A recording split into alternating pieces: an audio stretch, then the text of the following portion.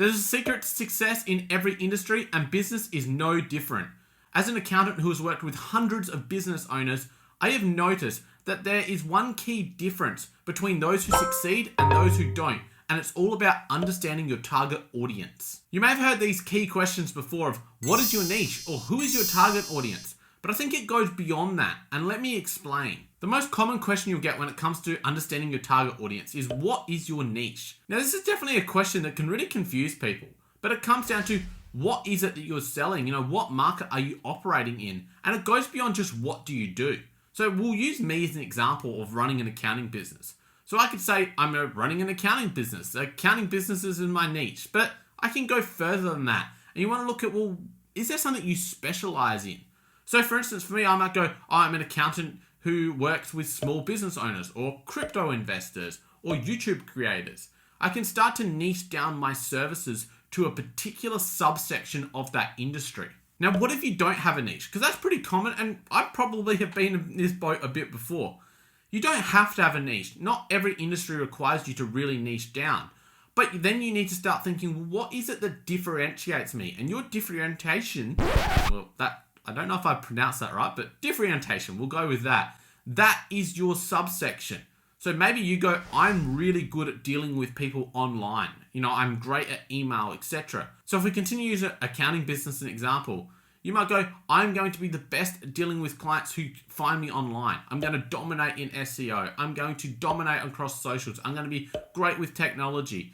That could be your niche. You might go, my niche is an online-based accountant. So you can go further than just going, hey, what's kind of my subcategory? It can be how are you delivering the service could be your niche. This can help you better understand your target audience. Start to think about what you do and what you do best and what makes you the most money. You need to know those things to help make sure that your niche is right for you. There's no point working in a niche where there's no money and the clients have no ability to pay. You could go work with really small startup businesses, but does that fit your business model? Maybe these people are just running home-based businesses, and do they actually have the ability to pay? Now, you might still want to operate in that space, but then you need to think creatively, well, how do I create some kind of bulk service that can service those people on a smaller scale, but still provide them with value and be at a price point that suits your niche? That second question I mentioned earlier in the video is, who is your target audience? So this is starting to think about, well, who is the buyer in your niche? So if we're going to subcategory of crypto investors, well, obviously as an accountant, I would need to find crypto investors because they're going to be my client base. Or if we take that other example of being an online-based accountant, then it would all be about finding people who are starting businesses that predominantly hang out online.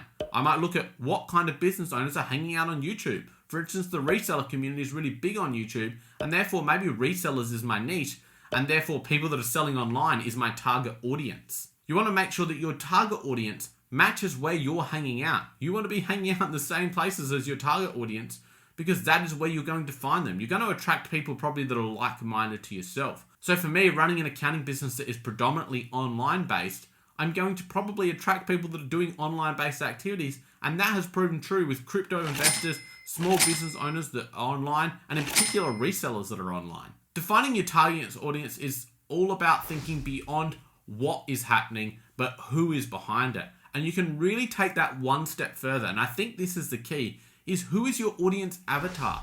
Start thinking in a particular person. Go beyond just, oh, they are online-based business owners. Start to think about who is that? Who are the people starting online-based businesses, for example? You can start thinking about demographics like what is their age? Where are they located? Does gender come into play? What is their household income? What are they doing outside of business?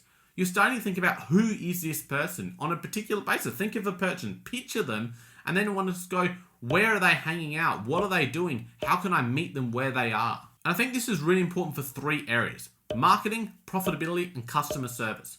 So first with marketing, by understanding your target audience better, you can really direct your marketing towards them. Is it making content like YouTube videos? Are they on Instagram, so you want to make sure you're pumping out the social media content?